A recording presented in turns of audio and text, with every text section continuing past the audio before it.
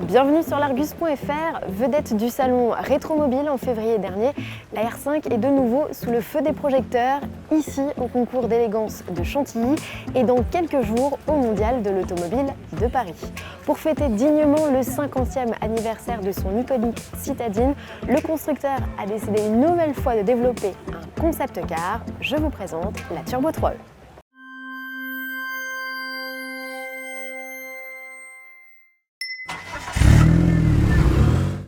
Il fallait bien une tenue adaptée pour vous présenter cette R5 bodybuildée qui ne reçoit pas de 4 cylindres turbo compressés, non, mais 2 moteurs électriques, un sur chaque roue, pour une puissance totale de 380 chevaux.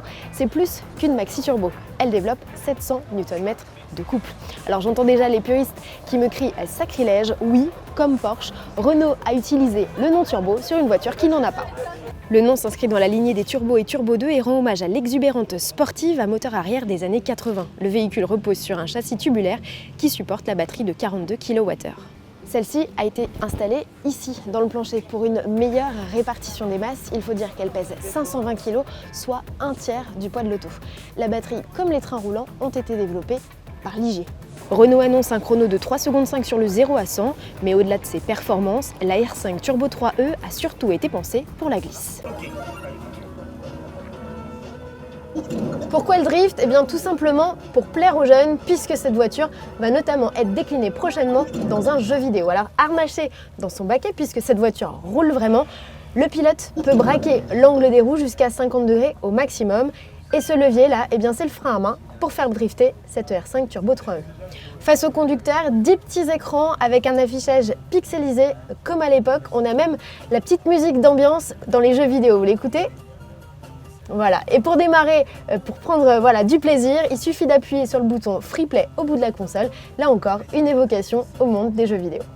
En parallèle avec les jeux vidéo, on le retrouve également sur la carrosserie en fibre de carbone, puisque le décor a été réalisé façon glitch art. Glitch art, eh bien c'est l'effet visuel que l'on avait sur les vieilles vidéos d'époque ou même sur les jeux vidéo quand l'image frisait un petit peu. Quant aux coloris, eh bien, ils n'ont pas été choisis au hasard puisqu'il s'agit des couleurs historiques de Renault, le blanc, le noir et le jaune.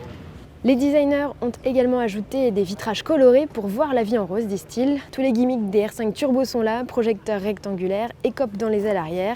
Le capot a lui été percé, il renferme la prise de recharge. En revanche, pas de rétroviseur, mais des caméras pour filmer ses exploits. Avec tous ces appendices aérodynamiques, la R5 Turbo 3E mesure 4 mètres de long, c'est 35 cm de plus qu'une R5 Turbo. Elle est aussi 25 cm plus large avec ses ailes qui ont été élargie. À l'avant, la R5 chausse des jantes de 19 pouces et de 20 pouces à l'arrière avec des pneus extra larges puisqu'ils mesurent 325 mm.